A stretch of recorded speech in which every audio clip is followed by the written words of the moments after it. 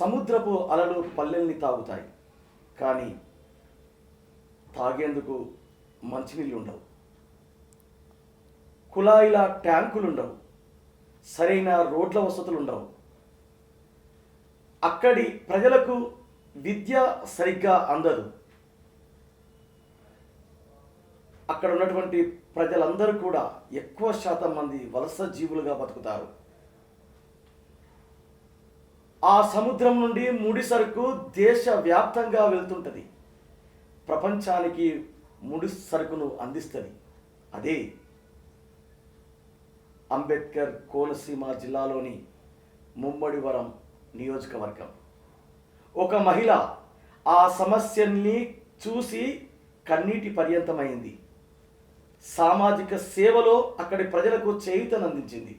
నేనెందుకు రాజకీయాల్లోకి రాకూడదు, రాజకీయాల్లో ఒక ఎమ్మెల్యేగా గెలిచి నా ప్రజలకు ఎందుకు చేయూతనందించకూడదు అని అడుగులేసింది.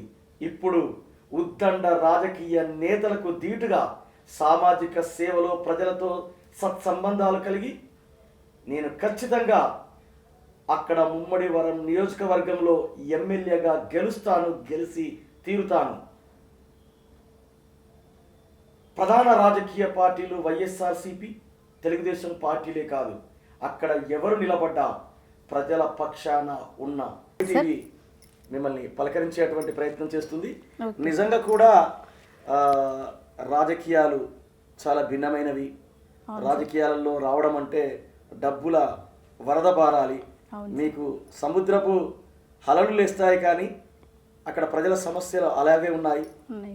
డబ్బులు లేకపోతే రాజకీయాలలో నిలబడలేరు. ఒక సాధారణ కుటుంబానికి చెందినటువంటి మీరు రాజకీయాల్లోకి రావాలని ఎందుకు అనుకుంటున్నారు? సార్, నేను సాధారణమైన కుటుంబం, మధ్యతరగతి కుటుంబం నుంచే వచ్చాను. నా పేరు అంగాడి రేవతి. ఎందుకంటే అక్కడ ఉన్న కొన్ని రోజుల్లోనే అక్కడ ఉన్న ప్రాబ్లమ్స్ నన్ను చాలా విధాలుగా ప్రశ్నించుకునేలా, నన్ను నేను ప్రశ్నించుకునేలా, ఎందుకు చేయకూడదు మనం కూడా ఈ పని, వాళ్ళతోటే ఎందుకు చేయించుకోవాలి, వాళ్ళ మీదే మనం ఎందుకు ఆధారపడాలి, మనమంటూ మన నుంచి ఒకరు వెళితే మనమే చేసుకోవచ్చు కదా ఈ పనులన్నీ, ఎవరో చేస్తారు, ఎవరో వస్తారు మనకి చేస్తారు అని ఎన్ని సంవత్సరాలు చూసినా కూడా అక్కడ అనేది ఇంతవరకు ఎవ్వరు కూడా అభివృద్ధి అనేది చెయ్యలేదు ఇంతవరకు. 2,29,000 ఓటర్లు 2019 వరకు. అవును సార్. అందులో ఎక్కువగా అంటే దాదాపు 1,00,000 ఓటర్ల వరకు ఎస్సీ, ఎస్టీ, బీసీ ఓటర్లే ఉన్నారు. ఇలాంటి పరిస్థితులలో నిజంగా కూడా సామాజికంగా వెనుకబడిన వాళ్ళు ఉన్నారు. అక్కడ కొద్ది కులాలే, అంటే ఏదైతే రాజుల కులాలు, ఇతర కులాలు ఉన్నాయో ఆ కులాల నుండే నాయకత్వం ఎక్కువగా ఉంటుంది. అవును సార్. దీనికి ప్రధానమైనటువంటి కారణం ఏంటి? ఈ చిన్న వర్గాల వారు అంటే ఎస్సీ, ఎస్టీ, బీసీ వీళ్ళని అనగదొక్కేస్తున్నారు సార్. వాళ్ళే ఎప్పుడు ఫస్ట్ ఉండాలి, మాదే పై చేయి అవ్వాలి. వీళ్ళలో ఎవరు వచ్చినా, ఎవరు ప్రశ్నించాలి అనుకున్నా సరే ఒక అడుగు వేసేటప్పటికి వాళ్ళు 4 అడుగులు వెనక్కి లాగేస్తున్నారు సార్. ఇంకా అలాంటప్పుడు వాళ్ళు ముందుకు వెళ్ళలేకపోతున్నారు. కుటుంబ పరంగా కానీ లేదా వేరే వ్యక్తుల ద్వారా బెదిరింపుల వల్ల కానీ వాళ్ళు ముందుకు వెళ్ళాలన్నా కూడా కొద్దిగా భయపడి రాలేకపోతున్నారు సార్. సో వాళ్ళకలా నేను ఉండకూడదని, నేనంటూ 4 అడుగులు ముందుకు వెయ్యాలి, నా వల్ల ఇంకొక 4 వస్తారు అనే నమ్మకంతో ఇలా ముందుకు రావడం. అలాగే ఇంకా కూడా ఎవరైనా ఉన్నా సరే, నాకు మద్దతుగా ఉన్నా సరే అలాగే మద్దతు చేయాలని, మాలాంటి వాళ్ళని ఎందుకు పైకి రానివ్వరు, మాలాంటి వాళ్ళకి అంటే మాలాంటి చిన్న వర్గాల వారికి ఎందుకు అసెంబ్లీలో ప్రశ్నించే అధికారం ఇవ్వట్లేదు అనే ఆలోచనతోటే నేను ఈ రాజకీయంలోకి రావడం అనేది జరిగింది సార్. మాలాంటి వాళ్ళు, మాలాంటి చిన్న వర్గాల వారు కూడా అక్కడ ఉండాలి, అందులో పని చేయాలి, వాళ్ళెంతో మేము అంతే అనే విధంగా ఉండాలి అని ఆలోచించి ఈ రాజకీయంలోకి రావాలి. ముమ్మడివరం నియోజకవర్గం అనేది ఎందుకు వచ్చాను అంటే అక్కడ నా స్వగ్రామం అనేది ఉంది, అందువల్ల ఇక్కడ నుంచే స్టార్ట్ చేస్తే బాగుంటుంది, నా స్వగ్రామం నుంచే నేను బయలుదేరితే బాగుంటుంది అని నేను నా స్వగ్రామం నుంచే స్టార్ట్ చేసి ముమ్మడివరం నియోజకవర్గానికి ఇండిపెండెంట్గా అనేది నేను రావడం జరిగింది సార్. ఇప్పటికీ అక్కడ టీడీపీ, వైసీపీ అనేవి 2 ఉన్నాయి సార్. ఇంతవరకు వాళ్ళే పాలించారు కూడా అధికారికంగా. వైసీపీ, టీడీపీ ఇద్దరు రావడం జరిగింది, కానీ వాళ్ళిద్దరి వల్ల అక్కడ వచ్చిన లాభం కొంత కూడా లేదు.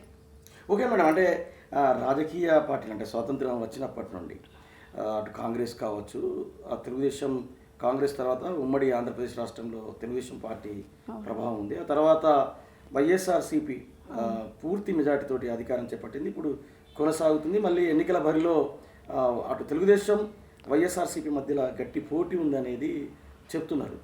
ఇంతటి పోటీలో ఒకవైపు కింది స్థాయి వర్గాలను రాజకీయాల్లోకి రావద్దని చెప్తున్నటువంటి నాయకుల మధ్యన బెదిరింపులు ఉంటాయని చెప్తున్నారు. మరోవైపు రెండు ప్రధాన రాజకీయ పార్టీలు తలపడుతున్నాయి. ఇక్కడ మీకు ఎలాంటి అంటే రాజకీయాలకు రావడం వల్ల ఏమైనా ప్రయోజనం ఉందని అనిపిస్తుందా మీకు? ఉంది సార్, డెఫినెట్గా. ఎందుకంటే ఇప్పటి వరకు అక్కడ రోడ్లు పరంగా కానీ, విద్యా పరంగా కానీ, ఆరోగ్య పరంగా కానీ, త్రాగునీరు వల్ల కానీ దేనికి కూడా ఇప్పటి వరకు ఉన్నవారు ఎవ్వరు కూడా వాళ్ళకి సహాయం అనేది చేయలేదు. ఎందుకంటే ఏయో పథకాలు పెట్టడం, మేము ఇస్తున్నామంటే ఇస్తున్నామని చెప్పడం తప్ప, పథకాలని పెట్టడమే తప్ప అక్కడ అభివృద్ధి అనేది ఇంతవరకు లేదు సార్. ఓన్లీ ఆంధ్రాలోనే లేదు, అసలు మా ముమ్మడి వరం అనే కాదు, ఆంధ్రాలోనే లేదు. ఓకే, మీరు అంటే మీ పక్కనే సముద్రం ఉంది, అంటే కొన్ని కిలోమీటర్లు. మీ గ్రామాలన్నీ కూడా సముద్ర ఒడ్డునే ఉంటాయి. అవును. మరి మంచినీటి సమస్య ఉండడానికి ప్రధానమైన కారణం ఏంటి? అది వాటర్ ట్యాంక్లు వేయాలి కదా సార్, అది వేయట్లేదు వీళ్ళు. మా ప్రభుత్వం రాగానే వేస్తాము అన్నారు వైసీపీ ప్రభుత్వం. వచ్చి 5 ఏళ్ళు అయిపోతుంది సార్. ఇప్పుడు కొన్ని నీళ్ళ ట్యాంకులు, అది కుళాయి ట్యాంకులు కట్టించి వాటిని ప్రారంభిస్తున్నారు. అవి కూడా ఏంటి, స్టేట్ మనీ కాదు సార్, అది అక్కడ ఓఎన్జీసీ అనే దానితోటి ఆ మనీతోటి అక్కడ వాటర్ ట్యాంకులని, రోడ్లని కొద్దిగా ఇప్పుడు ఈ ఎలక్షన్ ముందు వేస్తున్నారు సార్. దేశంలోనే పెద్ద చర్చ జరిగింది. అంటే మీ నియోజకవర్గం, ఉమ్మడి నియోజకవర్గం సమీపంలో ఉన్నటువంటి సముద్రంలో ఓఎన్జీసీని ఏర్పాటు చేసి ఆ ముడి సరుకుల్ని తీయడం అనేది నిజంగా అక్కడ ప్రజలకి ఏమైనా ఉపయోగం జరుగుతుందా ఓఎన్జీసీ వల్ల? లేదు సార్, ఓఎన్జీసీ వల్ల అంతా నష్టం తప్ప, ఓఎన్జీసీ వల్ల మత్స్యకారులకు వచ్చిన సంపద అంతా పోతుంది. మళ్ళీ ఇక్కడ నుంచి ముడి చమురు, గ్యాసు ఇలాంటివన్నీ పట్టుకెళ్ళి ఎక్కడో వాళ్ళు అభివృద్ధి చేసుకుంటున్నారు. ఇక్కడ నుంచి దోచుకెళ్ళి వేరే దేశాలని వాళ్ళు అభివృద్ధి చేస్తున్నారు. సో ఇక్కడున్న వాళ్ళకి మాత్రం ఏదో ఎంగిల్ మెతుకు పాడేసినట్టు కొద్దిగా ఇదిగో మీకు నష్టపరిహారం అంటూ సంవత్సరానికి 2,50,000 వాళ్ళకి ఇస్తున్నారు సార్.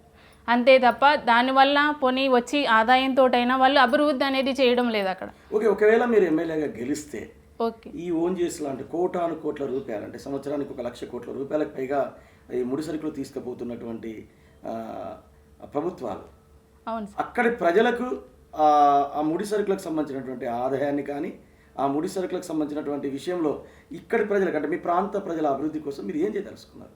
ఇప్పుడు అక్కడ వచ్చే ఆదాయంతో సార్ అన్ని అభివృద్ధి చేయొచ్చు సార్. అక్కడ ఇన్కమ్ అనేది అంత ఇదిగా వస్తుంది. సో అక్కడ రోడ్ల నిర్మాణం కానీ, విద్యా పరంగా కానీ ఏదైనా సరే ఆ డబ్బుతో మనం చేయగలం. ఒక సంవత్సరంలోనే అనలేము, ఈ 5 ఇయర్స్లో కంప్లీట్గా చేయొచ్చు. వాళ్ళు అనేది ఉపాధి కానీ, ఈ వలస వెళ్ళడం కానీ అలాంటివి ఆపి వాళ్ళకి అక్కడ ఉపాధి హామీలు కానీ, చదువుకున్న వాళ్ళు ఉంటున్నారు సార్, వాళ్ళు నిరుద్యోగులుగానే ఉండిపోతున్నారే తప్ప. ముమ్మడి వరం నియోజకవర్గంలో ఉన్నటువంటి చాలామంది ప్రజలు, అంటే హైదరాబాద్లోనే ఒక 25,000 మందికి పైగా జీవిస్తున్నారని తెలుస్తుంది. ఎందుకు అక్కడ, అంటే అక్కడ నుండి ఇక్కడికి వచ్చి జీవించడానికి ప్రధానమైన కారణం ఏంటి? అక్కడ ఉపాధి ఉంటే ఉంటారు సార్. అక్కడ ఉపాధి లేనప్పుడు ఇక్కడికే కదా సార్. ఇప్పుడు ఆంధ్రప్రదేశ్లో ఏర్పాటయ్యి దగ్గరగా 10 ఇయర్స్ అవుతుంది సార్, కానీ ఇంతవరకు అక్కడ రాజధాని అనేది లేదు. 2019కి ముందు జగన్మోహన్ రెడ్డి గారు అమరావతిలో చేస్తాను, అక్కడే నా ఇల్లు కట్టుకుంటున్నాను అన్నారు. సో ఇప్పుడు ఏమైందంటే మళ్ళీ 5 ఏళ్ళు పాలన అయిపోయింది, అమరావతి కూడా అయిపోయింది. ఇప్పుడు 2024 వచ్చేసరికి ఇప్పుడు వైజాగ్ అంటున్నారు సార్ మళ్ళీ. ఓకే, అంటే రాజధాని మారడం వల్ల అక్కడ ప్రజల పరిస్థితులు మారుతాయి అనుకుంటున్నారా మీరు? Confirm sir. ఇప్పుడు తెలంగాణకి హైదరాబాద్ ఉంది సార్. హైదరాబాద్ ఇంత డెవలప్ అవడం వల్లే కదా కొన్ని వేల మందికి ఉద్యోగాలు, ఉపాధి, వాళ్ళు బయట ఎక్కడికి వెళ్ళడం అసలు లేదు, ఇక్కడే బోల్డంత ఉపాధి, లాభం అనేది ఉన్నాయి. అలాగే మనకంటూ ఒక రాజధాని ఉన్నప్పుడు చాలామందికి అక్కడ ఉద్యోగాలు రావచ్చు, ఉపాధి కలిగించవచ్చు, అన్నీ ఉంటాయి సార్. అంటే ఇక్కడ ప్రధానంగా ఏంటంటే 2014లో ఉమ్మడి ఆంధ్రప్రదేశ్ విడిపోయింది. అవును సార్. విడిపోయినాక 2024 వచ్చేందుకు ఈ 10 సంవత్సరాల కాలంలో రాజధానిని మీ అక్కడ ఉన్నటువంటి ప్రధాన రాజకీయ పార్టీలు ఏర్పాటు చేసుకోవడానికి కారణం ఏంటి? అది వాళ్ళకే తెలియాలి సార్. ఎందుకంటే 10 ఇయర్స్ అవుతుంది సార్, ఒకళ్ళ మీద ఒకరు ఆయన చెయ్యలేదు, నేను చెయ్యలేదు అనే తప్ప ఇది నేను చేస్తాను, చేసి చూపిస్తాను అని ఇంతవరకు చేసిన వాళ్ళు ఎవరు లేరు సార్. టీడీపీ కానీ వైసీపీ కానీ ఇద్దరూ పాలించారు. ఇప్పుడు 2014లో చంద్రబాబు నాయుడు గారు, 2019లో వైఎస్ జగన్మోహన్ రెడ్డి గారు ఇద్దరు అన్న మాటలే సార్ అవి. వాళ్ళు పథకాలు పెట్టి వేరే వేరే పనులు చేసి దాని ద్వారా డబ్బులు ఇవ్వడం తప్ప ఇలాగా ఉపాధి కల్పిద్దాం, రాజధానిని నిర్మిద్దాం అనే ఆలోచన లేదు సార్. ఉండుంటే ఈ పాటికి రాజధాని అయ్యేది, డెవలప్ అయ్యేది, ఈ పాటికి చాలామందికి ఉద్యోగాలు, ఉపాధి అనేవి, నిరుద్యోగులుగా ఉండాల్సిన అవసరమే ఉండేది కాదు సార్ కొంతమందికి. మీరు ఇప్పుడు ఒక ఎన్జిఓను స్థాపించారని చెప్పారు, ఒక ట్రస్ట్ను. అవును ఆ సార్. ట్రస్ట్ ద్వారా వెళ్ళినప్పుడు మీకు గ్రామాలలో అంటే మీకు ఏమనిపించింది? అంటే ట్రస్ట్ పేరు ఎందుకు ట్రస్ట్ పెట్టాలనుకున్నారు? ఆ ట్రస్ట్ ద్వారా మీరు ఎలాంటి కార్యక్రమాలు చేపట్టారు? అక్కడ ప్రజల సమస్యలు ఏ విధంగా ఉన్నాయని మీకు అనిపించింది? నేను ఫస్ట్ ట్రస్ట్ ద్వారా వెళ్ళాను సార్ అక్కడికి. నవభారత్ గ్రామీణ అభివృద్ధి చారిటబుల్ ట్రస్ట్ ద్వారా ప్రారంభించి వెళ్ళాను సార్. అంటే హైదరాబాద్లో చేసేదాన్ని కొద్దిగా, ఇక్కడ కొన్ని కరోనా టైంలోనూ అక్కడ, దాని తర్వాత నుంచి కొన్ని చేయడం జరిగింది. అయితే అక్కడ నా పుట్టిన ఊరు కదా, నేను ఎలా చేస్తే మా నాన్నగారికి కూడా బాగుంటుంది, ఆయన చెయ్యాలి అనుకున్న లేనివి నేను చేస్తే బాగుంటుంది కదా, నా తండ్రి ద్వారా అయినా అవుతుంది, నేను చేస్తే ఆయనకు కూడా ఆనందమే కదా అన్నట్టు నేను ఒక ట్రస్ట్ ప్రారంభించి ఆ ట్రస్ట్ ద్వారా అక్కడికి వెళ్ళాను సార్. ట్రస్ట్ పెట్టాను. అలాగే ఫస్ట్ స్టార్టింగే అందరికీ తెలియాలి కదా అని క్రికెట్ టోర్నమెంట్ పెట్టడం జరిగింది. చుట్టుపక్కల అన్ని గ్రామాల వాళ్ళకి రావడం, అది బాగానే సక్సెస్ అవ్వడం. తర్వాత హెల్త్ క్యాంపులు కానీ అందరూ రావడం జరిగింది. అన్ని చోట్ల పెట్టడం జరిగింది. సాధ్యమైనంత వరకు, నా వల్ల అయినంత వరకు ఆ ట్రస్ట్ ద్వారా చేయడం జరిగింది. సో ఇది చేసేటప్పుడు ఏంటంటే కొంతమంది వాళ్ళ బాధలు అనేది చెప్పడం జరిగింది సార్. ఇలా ఉంటుంది, ఈ ప్రభుత్వాలు ఏ ప్రభుత్వాలు వచ్చినా ఇలాగే ఉంటుంది, ఇది మారట్లేదు, ఎందువల్ల అని క్వశ్చన్స్ నాకు ఎదురయ్యాయి సార్. ఈ ఇన్ని సంవత్సరాలైనా సరే ఇలాగే ఉంటుంది తప్ప ఇక్కడ మారడం లేదు, ఇక్కడ పద్ధతులు, ఇక్కడ మనకి వసతులు, ఉపాధిలు అసలు ఏమీ లేవు, ఎందువల్ల ఇలాగా అనేది కొంతమంది నుంచి నేను వినడం. ఎవరైనా కొత్త వాళ్ళు వస్తే తప్ప వాళ్ళలో మార్పు అనేది రాదు అనే ఒక ఆలోచన వాళ్ళలో ఉంది సార్. ఇప్పుడు సాధారణంగా ఏంటంటే తెలుగుదేశం పార్టీ కావచ్చు, వైఎస్ఆర్సీపీ పార్టీ కావచ్చు, ఈ రెండు పార్టీలకు సంబంధించినటువంటి పోటీదారులు సీట్ కావాలనుకునే వాళ్ళు, లేదా సీట్ వచ్చినటువంటి వాళ్ళు కావచ్చు, డిక్లేర్ అయినటువంటి వాళ్ళు కావచ్చు, వాళ్ళ మధ్యలో పోటీ ఎక్కువ ఉంటుంది, వాళ్ళే ఎక్కువ డబ్బులు పెట్టుకొని ప్రజల నుండి ఓట్లు కొనుక్కుంటామని ఆలోచన చేస్తారని అనుకుంటున్నారు. అంటే సాధారణంగా అనుకుంటారు. మరి ఇలాంటి పరిస్థితులలో ఏ పార్టీకి సంబంధం లేదంటే ఒక రాజకీయ పార్టీకి సంబంధం లేని వ్యక్తిగా మిమ్మల్ని ప్రజలు ఎట్లా ఆదరిస్తారనుకుంటున్నారు మీరు? ఆదరిస్తారు సార్, వాళ్ళలో ఉంది సార్. ఎందుకంటే ఈ 10 సంవత్సరాలు ఈ రెండు పార్టీలు వచ్చేసాయి. ఇప్పుడు మీరు ఉన్న ప్రతిపక్ష పార్టీ ప్లస్ అధికారంలో ఉన్న రెండు పార్టీలు వచ్చాయి, చూశారు వాళ్ళ అధికారం కూడా. టీడీపీది చూశారు, వైసీపీది చూశారు. సో అక్కడ అభివృద్ధి అనేదే లేదు వాళ్ళిద్దరి వల్ల. ఇంకా వాళ్ళలో మార్పు రావాలి అంటే ఎవరో ఒకరు కొత్త వాళ్ళు కావాలి కన్ఫర్మ్గా. అది నేనే అవ్వాలి, ఖచ్చితంగా ప్రజల యొక్క మద్దతుతో నేను గెలవాలి అని ఒక కాన్ఫిడెంట్తో నేను ఇలా రాజకీయంలోకి రావడం. మిమ్మల్ని గెలిపిస్తారని అనుకుంటున్నారా? ఖచ్చితంగా సార్, గెలిపిస్తారు. అంటే ఎట్లా గెలిపిస్తారు అనడానికి మీకు ప్రధానమైనటువంటి, అంటే మీకు ఎట్లా అనిపిస్తుంది అక్కడ ప్రజలు గెలిపిస్తారనేది? వాళ్ళలో ఉన్న ఆవేదనే సార్ నన్ను గెలిపిస్తుంది. ఎందుకంటే ఇప్పటి వరకు వాళ్ళకు ఉపాధి లేదు. ఒక కొడుకు ఉద్యోగం చేయాలంటే అక్కడ తల్లిదండ్రులను వదిలి వేరే చోటుకి వెళ్ళాలి. ఇప్పుడు పిల్లలకి చదువుకోలేని వాళ్ళైనా సరే ఇప్పుడు ఉపాధి కావాలి అంటే వేరే చోటుకి వెళ్ళాలి. ఇప్పుడు చెప్పారు కదా మీరే 25,000 ఓట్స్ ఉన్నాయి ఇక్కడే హైదరాబాద్లో. వాళ్ళందరూ అలా అక్కడ ఇల్లులు, కుటుంబాలు అన్ని తల్లిదండ్రులు అందరినీ వదిలేసుకుని ఇక్కడికి రావాల్సి వస్తుంది. సముద్రంలో ముడికి సరుకులన్నీ ఎగుమతి చేస్తున్నారు. గతంలో అక్కడి ప్రాంత ప్రజలకు ఉపాధి సముద్ర చేపల్ని వేటాడడం, సముద్రంలోకి వెళ్ళడం ఇదంతా ఉండేది. అదంతా కోల్పోయారా వాళ్ళు? సగం కోల్పోయారు సార్. ఇప్పుడు ఇంకా రాబోయే ముందు ఒక 10 ఇయర్స్లో ఉన్నది కూడా కోల్పోతారు. ఒక మహిళగా మీరు పోటీలోకి వస్తున్నారు అంటే అటు పాండిచ్చేరి, యానంకి సంబంధించినటువంటి మల్లాడి కృష్ణారావు మీకు తెలుసు అనుకుంటాను. అవును సార్. శిరీష అలియాస్ బరెలక్క, ఆమె పోటీ చేస్తున్న అనుకున్నటువంటి క్రమం లోపల ఆ కృష్ణారావు వచ్చి బరెలక్కకు పూర్తిగా మద్దతు ఇచ్చాడు. దాంతో సామాజిక మాధ్యమాలలో కానీ లేకపోతే ఇతర రంగాలలో ఆమెకు ఒక ప్రచారం జరిగింది. అవును సార్. మీ కుటుంబ జీవన శైలికి దగ్గరగా ఉన్నటువంటి మల్లాడి కృష్ణారావు మీకు మద్దతు ఇస్తారని అనుకుంటున్నారా మీరు? ఇప్పటి వరకు అయితే మద్దతు అయితే రాలేదు సార్. మేమంటూ ఒకసారి వెళ్ళడం జరిగింది. అలాగే మాట్లాడడం కూడా అతనితో అయితే మాట్లాడలేదు, మేము సార్తో అయితే మల్లాడి కృష్ణారావు గారితో అయితే మాట్లాడలేదు. అయితే కాల్ చేయడం అయితే జరిగింది. సో అతని దగ్గర నుంచి ఇంతవరకు మనకి ఎలాంటి మద్దతు అయితే లేదు. అంటే మీ ఈ రాష్ట్రం కాదు మల్లాడి కృష్ణారావు, అవును కాదు. అయినా తను ఇక్కడికి వచ్చి బర్రెలెక్క కోసం స్పందించి తను నిలబడ్డాడు నేనున్నానని. అవును సార్. మరి ఒక ఆడపిల్లగా అంటే ఒక సామాజిక కార్యకర్తగా, అదేవిధంగా సమాజం కోసం పాటుపడుతున్నటువంటి వ్యక్తిగా నీకెందుకు మద్దతు ఇవ్వట్లేదు, ఎందుకు స్పందించట్లేదు అనుకుంటున్నారు మీరు? ఇంకా ఆయనకి నా వైపు నిలబడాలి అనే ఆలోచన రాలేనట్టుంది సార్. ఇంతవరకు ఉన్నాయి కదా సార్, వైసీపీ టీడీపీ ఉన్నారు కదా సార్, వీళ్ళకి మద్దతు ఇస్తూ ఉన్నారు ఆయన. సో నేను ఇంకా ముందుకెళ్తే ఆయన అప్పుడు వస్తారని నేను అనుకుంటున్నాను సార్. ఇంతవరకు రాలేదు, మరి ముందు ఏమైనా మద్దతు ఇస్తారేమో తెలియదు. మత్స్యకారుల కుటుంబాలకు బాగా దగ్గరగా ఉన్నటువంటి కృష్ణారావు మీరు నిలబడితే ఆయన మద్దతు ఇస్తే మీకు ఎలాంటి పరిస్థితులు అక్కడ ఉంటాయి? ఆయన మద్దతు ఇస్తే నాకు అన్ని పరిస్థితులు మంచిగానే ఉంటాయి సార్. ఎందుకంటే అక్కడున్న ఇద్దరు కూడా పై చేయి మీద ఉన్నట్టుగా ఉన్నారు. సో ఆయన అంటూ ఉన్నారు అంటే అటు సైడ్ ఉన్న మత్స్యకారులు కూడా అందరూ కూడా ఇటువైపు మొగ్గు చూపే అవకాశం ఉంది సార్. మీరు గెలుస్తా అంటున్నారు, ఓకే, ప్రజల మద్దతు ఉంది అంటున్నారు, మళ్ళీ మిగతా రాజకీయ పార్టీలు పై చేయి ఉన్నాయి అంటున్నారు. ఎందుకని? ఇప్పుడు ప్రస్తుతానికి వాళ్ళే కదా సార్, ఇప్పుడు అధికారంలో ఉన్నాయో ఆ రెండు పార్టీలే. అక్కడ ఇంతవరకు వేరే పార్టీ అంటూ ఏదీ లేదు. TDP, YCP. ఈ వైసీపీ అంటే ఇప్పుడు వచ్చింది, అంతకుముందు కాంగ్రెస్. ఓకే, అంటే వైసీపీ టీడీపీలను ప్రజలు నమ్ముతలేరు అంటున్నారు, మీకెందుకు ఆ భయం?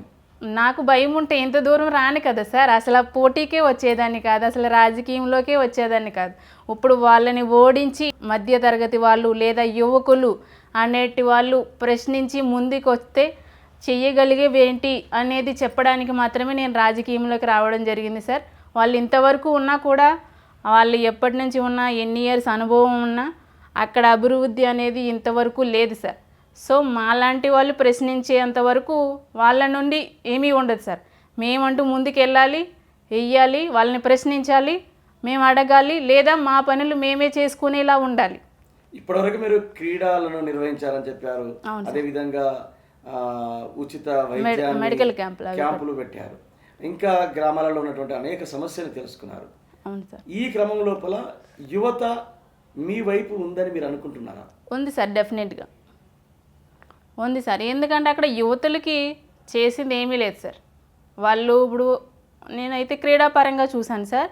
వాళ్ళు క్రికెట్ ఆడాలంటే వెళ్ళి ఎక్కడో ఊరు పక్కన కూనంద ప్లేస్లో వాళ్ళు సెట్ చేసుకుని వాళ్ళే ఉండాలి. ఒక వాలీబాల్ ఆడనా సరే వెళ్ళి ఎక్కడో రోడ్డు పక్కన కూనంత ప్లేస్లో అక్కడే వాడాలి. సో ఇంతమంది ఇన్నిసార్లు అటు ఇటు తిరిగినా కూడా రాజకీయ నాయకులు ఆ యూత్లో అనే ఉన్న వాళ్ళకున్న క్వాలిఫికేషన్ గుర్తించట్లేదు సార్. ఇప్పుడు వాళ్ళకున్న క్వాలిఫికేషన్ గుర్తించి ఒక అవుట్డోర్ ఇండోర్ స్టేడియం కట్టిస్తే వాళ్ళు క్రికెట్, వాలీబాల్ వాళ్ళకున్నది నైపుణ్యంతో ఇప్పుడు స్టేట్ లెవెల్ నుంచి సెంట్రల్ అలా వెళ్ళగలిగే అభివృద్ధి ఉంది సార్ అక్కడ యూత్లో. ఇంకోటి ఏంటంటే అసలు యువతకు ఒకవేళ మీరు గెలిస్తే యువతకు ఏం చేయాలనుకుంటున్నారు? చదువుకున్న వాళ్ళకి అయితే ఉద్యోగాలు, అంటే అక్కడ ఉద్యోగాలు ఇప్పించడం. చదువు లేని వాళ్ళు ఇంకొంతమంది ఆర్థిక పరిస్థితుల వల్ల కావచ్చు, సరే వాళ్ళ ఇష్ట ప్రకారంగా చదువు లేని వాళ్ళు కానీ వాళ్ళకున్న నైపుణ్యంతో ముందుకెళ్ళడానికి 100% నేను అనేది కృషి చేస్తాను. వాళ్ళకి ఏ నైపుణ్యం ఉన్నాయి, వాళ్ళు ఏ స్కిల్స్ ఉన్నాయి, వాళ్ళు ఏ దారిలో వెళ్ళాలనుకుంటున్నారు అనేది వాళ్ళ నుంచి తెలుసుకుని వాళ్ళు ముందుకెళ్ళడానికి నేను అనేది ప్రయత్నం చేస్తాను. చంద్రబాబు స్కిల్ డెవలప్మెంట్ అనేది ఒకటి అంశం, రెండోది వైఎస్ జగన్ కూడా యువతకు చాలా ఉపాధి కల్పిస్తున్నాం అంటున్నారు. ఈ రెండూరు కూడా అక్కడ జరగట్లేదు అంటున్నారు మీరు. అంటే మీకు అక్కడ పరిస్థితులను చూస్తే ఏమనిపించింది? ఎక్కడ జరిగింది సార్? జరుగుంటే వాళ్ళు ఎక్కడో రోడ్డు పక్కన ఆడుకోవాల్సిన పరిస్థితి ఏంటి వాళ్ళకి చెప్పండి. ఇప్పుడు 5 సంవత్సరాలు అవుతుంది. 5 సంవత్సరాల్లో 1 సంవత్సరం ఆ పని, 1 సంవత్సరం ఈ పని చేసినా 5 సంవత్సరాల్లో వాళ్ళు చెప్పినవన్నీ కంప్లీట్ చేయొచ్చు.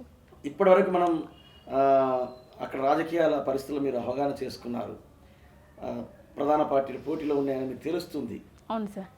ఈ అన్నీ అంటే అక్కడ నిజంగా కూడా కులము ప్రభావం ఎక్కువ ఉంటుందనేది విన్నాము. అక్కడ కుల ప్రభావం మీకు అన్ని కులాలకు సంబంధించినటువంటి వ్యక్తులు, అన్ని సామాజిక వర్గాలకు సంబంధించినటువంటి వ్యక్తులు మద్దతు ఉందని మీకు అనిపిస్తుందా?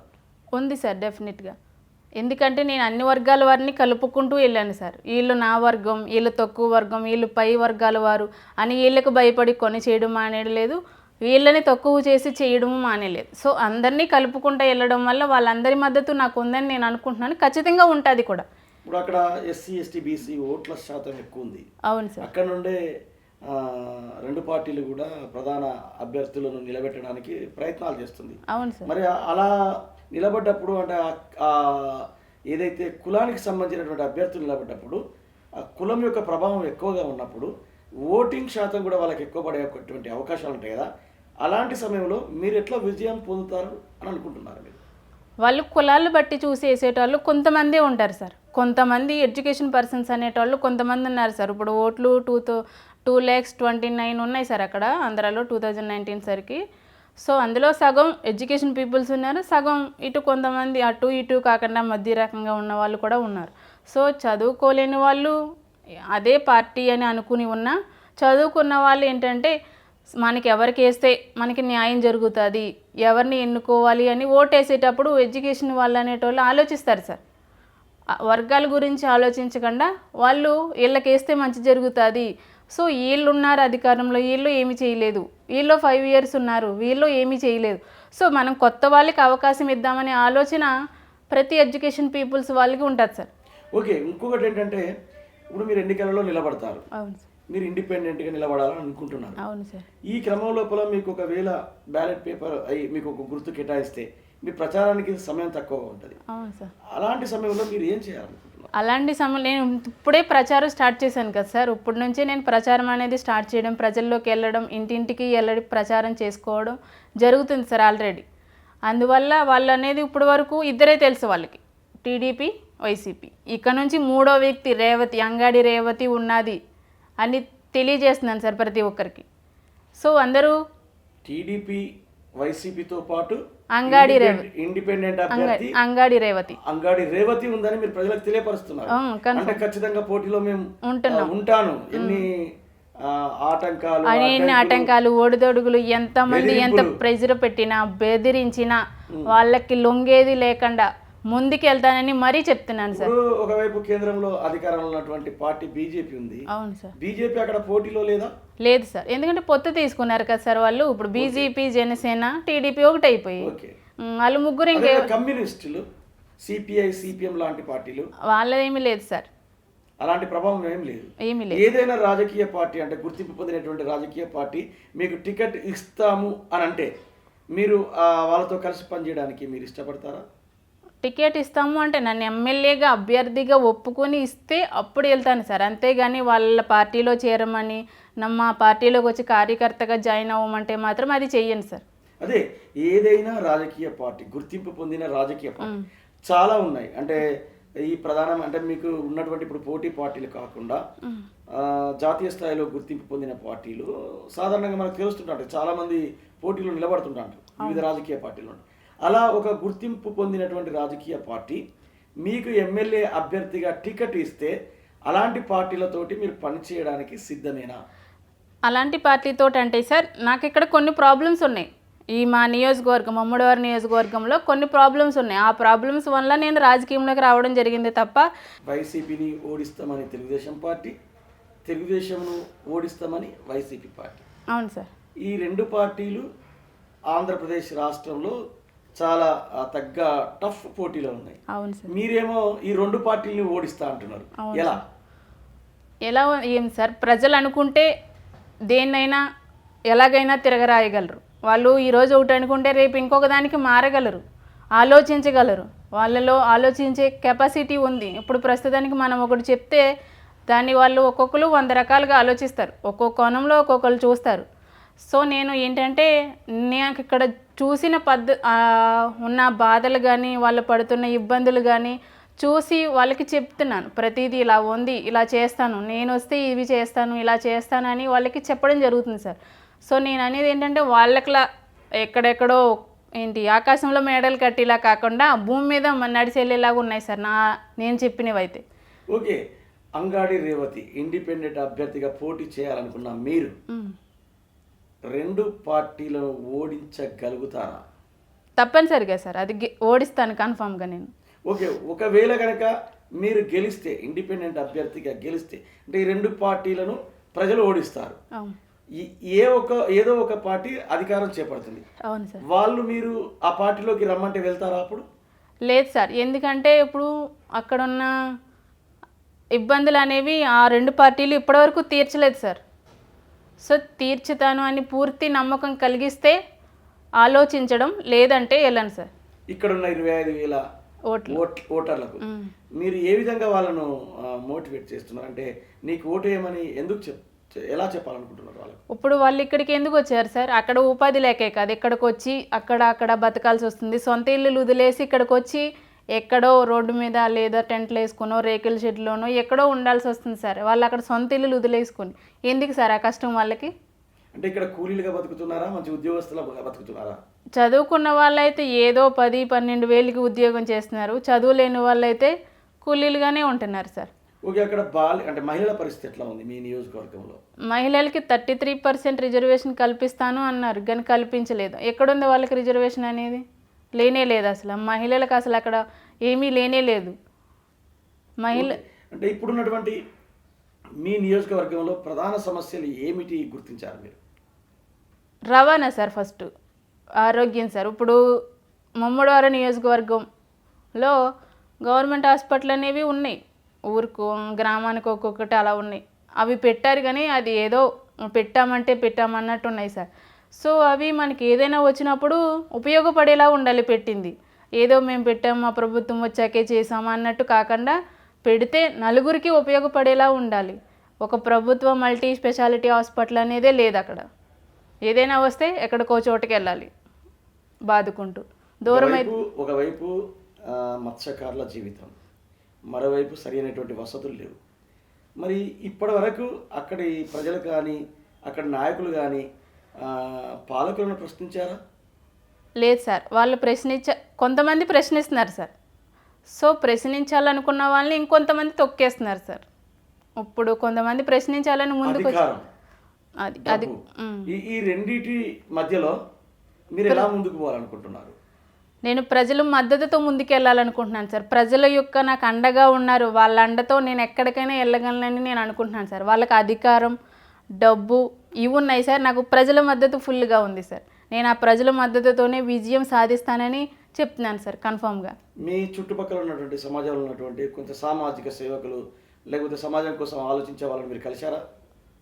కొంతమందిని కలవడమే, అంటే ఇంకా కలవలేదు. కొంతమందిని ఇంకా కలవాలి సార్. కొంతమంది దగ్గరికి వెళ్ళలేదు నేను ఇంతవరకు.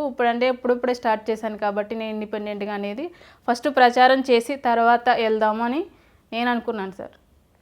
ఇంకోటి ఏంటంటే సముద్రంలోకి వెళ్ళినటువంటి మత్స్యకారులు ఒకవేళ తుఫాన్ లాంటి వస్తే చాలా కుటుంబాలు, అంటే ప్రతి సంవత్సరం కూడా మనం వార్తల్లో వింటాము, సామాజిక మాధ్యమాలలో వింటుంటాం. చాలా కుటుంబాలు రోడ్డున పడితే సముద్రంలో చనిపోయినటువంటి వాళ్ళే ఎక్కువ ఉన్నారు. నిజంగా తుఫాను వస్తుందని తెలుసు, అవును తెలుసు. తర్వాత సముద్రంలో అలలు రేగుతాయని తెలుసు. అయినా కుటుంబాలు అంటే ఆ సముద్రం సాధారణంగా ఉన్నప్పుడు వెళ్తారు. వాళ్ళు వెళ్ళాక ప్రయాణం చేసినాక కొద్ది రోజులకు తుఫాన్ వస్తుంది. ఇలాంటి క్రమం లోపల చనిపోయినటువంటి వాళ్ళు ఉన్నారు. అలాంటి వాళ్ళకి ఎలాంటి వసతులు కల్పిస్తే బాగుంటుంది అనుకుంటున్నారు మీరు? వాళ్ళు అలా వెళ్ళడం వల్ల ప్రాణాలు కోల్పోయిన వాళ్ళు చాలామంది ఉన్నారు సార్. దాన్ని విచారించవలసిన ఏమే. కాకపోతే వాళ్ళకి ఇన్సూరెన్స్ అనేది చేయించడం, అనంత గ్యాసియర్ ద్వారా అనుసంధానం అయ్యి వాళ్ళకి ఇంకా ఎక్కువ ఎలాగంటే వాళ్ళు ఎక్కడున్నారు ఏంటి లొకేషన్ అనేది తెలిసేలాగా చేయడం, పర్యవేక్షించడం అనేది చేయడం, వాళ్ళకి సొంత ఇల్లులు అనేది కట్టించడం, అలాగే వాళ్ళకి కిట్లు ఇవి ఉంటాయి కదా సార్, బాక్సులు లాంటివి, అవి రాయితీ పడవలు అనేది ఇప్పించడం, అలాంటివి చేయాలని నేను అనుకుంటున్నాను సార్. ఇంకోటి ఏంటంటే పలానా చోట తుఫాన్ వస్తుంది, పలానా చోట సముద్రం సుడిగుండంగా మారుతుంది అనేది ముందస్తుగా చెప్తారు.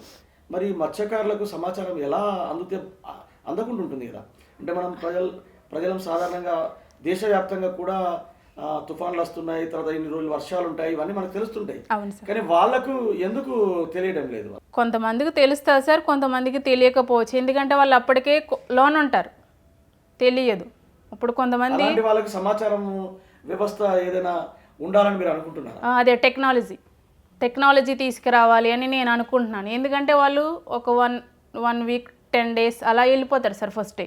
అలాంటప్పుడు వాళ్ళకి తెలియదు. సో కొంతమందికి కొన్ని చోట్ల తెలుస్తుంది కానీ కొన్ని చోట్ల తెలియదు సార్. అలాంటి వాళ్ళకి తెలియని వాళ్ళ దగ్గర టెక్నాలజీ యూజ్ చేయాలి, టెక్నాలజీని ఉపయోగించాలి అనే ఉద్దేశంతో ఉన్నాను సార్ నేను. అందుకే దానికి టెక్నాలజీని యూజ్ చేయాలి. అంటే సాంకేతిక పరిజ్ఞానం కనుక ఉన్నట్లయితే వాళ్ళకి ముందస్తు సమాచారం ఉంటుంది, మరణాలు ఎక్కువ రావు అనేది మీరు అనుకుంటున్నారు.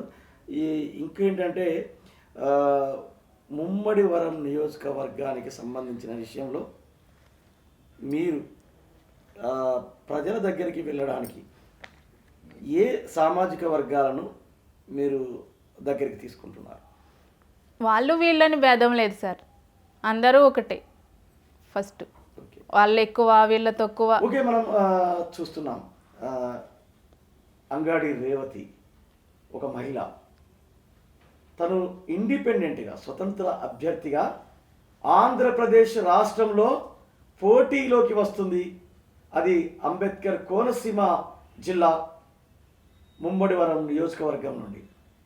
తాను అధికారంలో ఉన్న వైసీపీని, ప్రతిపక్షంలో ఉన్న తెలుగుదేశం పార్టీని, బలమైన 2 రాజకీయ పార్టీలను, ఇక్కడ ఇంకా తెలుగుదేశం పార్టీ వెనక బీజేపీ, జనసేన ఉన్నాయి. అంటే ఒక బలమైన రాజకీయ పార్టీలను ఓడించి తీరుతా, నేను గెలుస్తాను, ప్రజలు నా వెంట ఉన్నారు, అక్కడ డబ్బులు బెదిరింపులు ఏవి కూడా పనిచేయవు. ఎందుకంటే ఈ స్వతంత్రం వచ్చాక ఇన్నేళ్ల రాజకీయ జీవితంలో ఉమ్మడి ఆంధ్రప్రదేశ్ రాష్ట్రంలో కానీ, ఆంధ్రప్రదేశ్ రాష్ట్రం ఏర్పడి 10 సంవత్సరాలు గడిచినా కానీ అక్కడి ప్రజల అభివృద్ధి శూన్యంగా ఉంది. మంచినీటి కొరత, అదేవిధంగా సరి అయినటువంటి రోడ్ల వసతులు లేవు, అలాగే వైద్య సౌకర్యాలు లేవు. యువతకు సరైనటువంటి ఉపాధి లేకపోవడం వల్లనే వాళ్ళు వలస జీవులుగా బతుకుతున్నారు. వీళ్ళందరి జీవితాలను మార్చడం కోసం నేను ఆకాశంలో నిచ్చెనలు వేయడం లేదు, ఈ భూమిపై నుండి మాట్లాడుతున్నాను. వాస్తవికతను చేసి చూపిస్తాను. ప్రజలు ఆదరించాలి, ఆశీర్వదించాలని కోరుకుంటున్నారు. నిజంగా పుడమి టీవీ అంగాడి రేవతిని ప్రజలు గెలిపిస్తే సమాజంలో ఒక మహిళ ముందుకు రావడాన్ని స్వాగతించి అనేక మంది రాజకీయంగా ముందుకు వచ్చేటువంటి అవకాశాలు ఉన్నాయని కోరుకుంటుంది. ధన్యవాదాలు.